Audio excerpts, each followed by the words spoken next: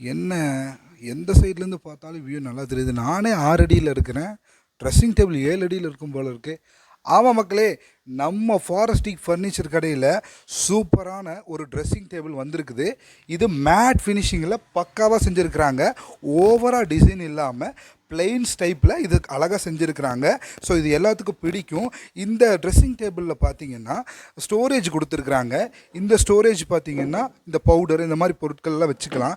இந்த ஸ்டோரேஜ் பார்த்தீங்கன்னா இந்த சென்ட்டு அந்த மாதிரி ஐட்டங்களெல்லாம் இதில் வச்சுக்கலாம். ஸோ இந்த ட்ரெஸ்ஸிங் டேபிள் பார்த்தீங்கன்னா பக்காவாக பிளெயினாக நீட்டாக செஞ்சுருக்கிறாங்க. நான் முதல்ல எப்பயும் போல் சொல்கிறது தான், நம்ம 70 வருஷம் இந்த மரத்தில் தான் இந்த நிலம்பூர் தேக்கு நாங்கள் தந்துட்டுருக்குறோம்.